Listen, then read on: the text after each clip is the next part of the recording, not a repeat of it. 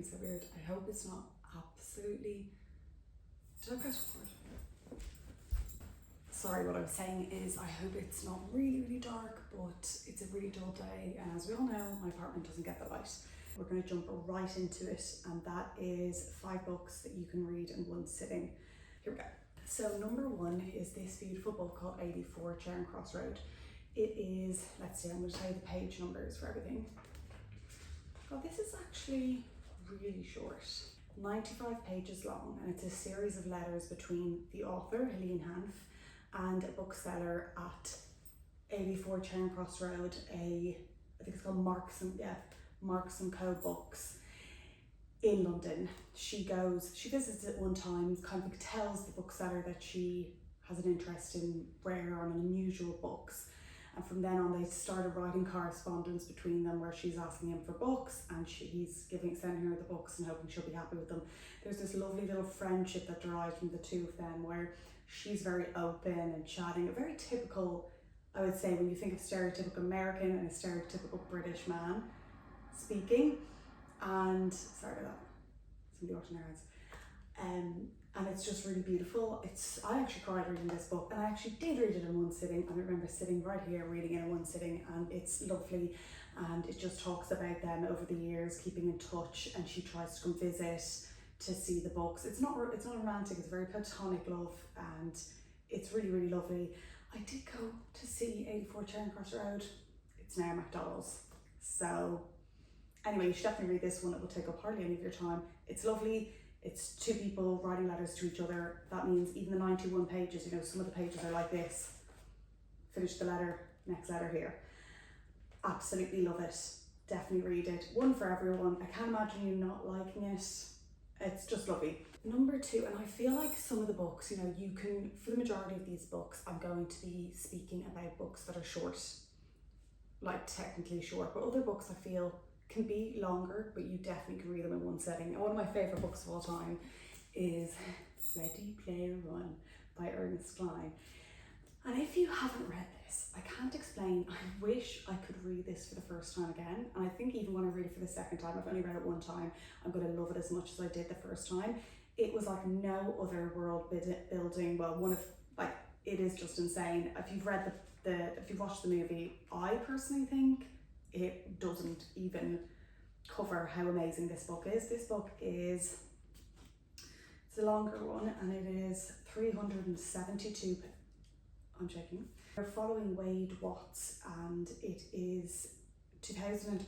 What year is it actually? So it's year 2044, and most of people spend their time in this online world called the Oasis, and you're just going through all these different worlds. I think you even go to school there, but you are your character little thing, and most people are living in these tall skyscraper, like horrible, in squalor basically, and you escape the real life reality by going into the Oasis. And then one day the creator of the Oasis sets a competition, and anyone who can figure out the riddles and go to these different lands and beat these different challenges will win. I think, what does he win again?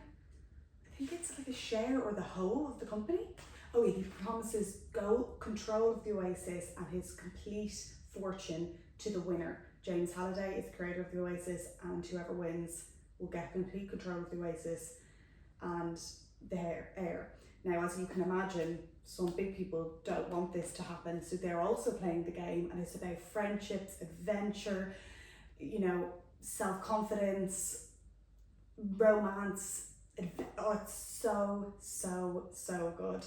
Honestly, read it, and you can 100% read this in one sitting. It's bloody brilliant.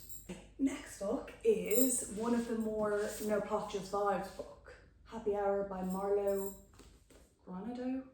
Just 271. This is about, you're basically following the main protagonist, which is Isa, and her best friend who've just moved to New York when they're 21, and it's just all the fun they get up to, the selfish behaviour, trying to get by just living their life, going to parties, doing minimal work, and just living the life of a 21-year-old when you can be that way and kind of just go in the pursuit of pleasure and not have to worry about anything in life. And it's a really fun, easy read and can definitely be read in the way that it's written. I feel like can be read in one sitting, and I just really liked it. I really like the kind of, you don't warn her, let's just say, from my memory, to the main character too much, but you also love her. Do you know what I mean?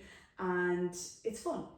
And I know what it's like to move to a big city when you're young and how exciting that is and all the shit that you want to get up to. And yeah, I would just recommend this for if you like literary fiction, you like books really about nothing at all but just life in general. If you like Ottessa Moshfegh's style of writing, I think you'll like this as well. It's not as dark, let's say, but it's along those kind of lines, and you'll know what I mean if you've read those kind of books.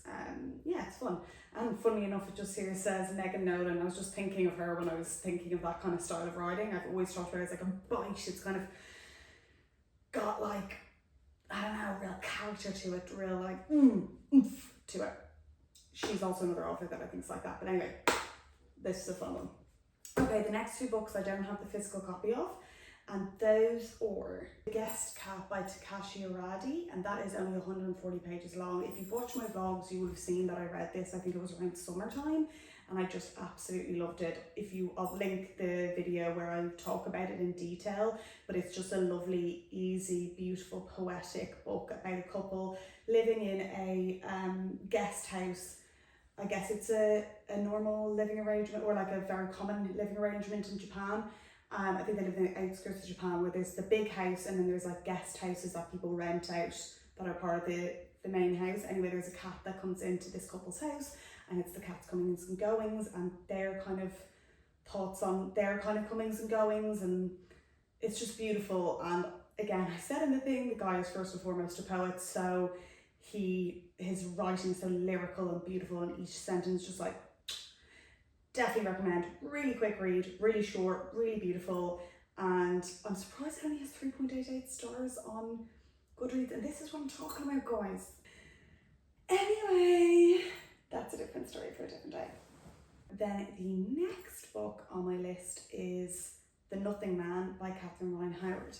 Let me tell you how many pages that is. 288 pages long.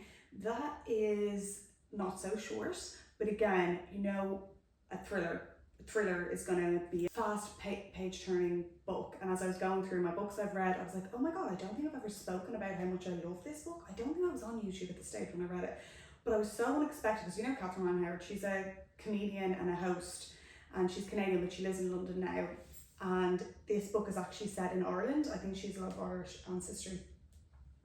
Anyway, it's about this woman called Eve Black. When she was 12, all of her family were killed by a serial killer that was going through the area in Cork at the time.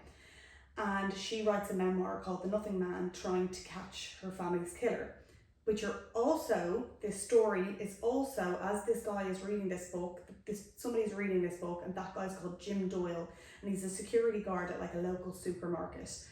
And he is the Nothing Man. And it's about him reading, thinking that, oh, it's really, really good. I just really enjoyed it. I liked that style. I don't think I've ever read anything like that before. It kind of goes back on his story as well as the memoir and her story, and then the current day. And it's just a really good thriller, and a different kind of thriller. And I really liked it, and I flew through it. So there you go, guys. I hope that gives you 5 ideas for the next book that you want to read. They're all quite different, and I feel like everyone should hopefully get one book that they haven't read, or one book that might interest them more than the others. Let me know if you've read any of these, if you think they're quick reads, or if you're not. And also, by the way, there are some books that I looked at my bookshelves that I were like, they're objectively small. They're short books, but they do not take a quick time to read. And that's the difference between these ones and other short books that I just are more dense. Even if they're short, they're more dense. And I don't think, unless you really are a speed reader, or you can take everything in from these kind of more dense books that are short, you're not going to be able to read them in one sitting. So all of these books are carefully curated by me.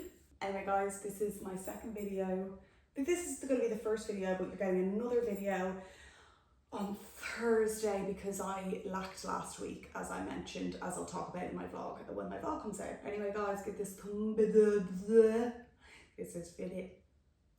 this video a thumbs up if you liked it, and I'll see you on the next one. Bye.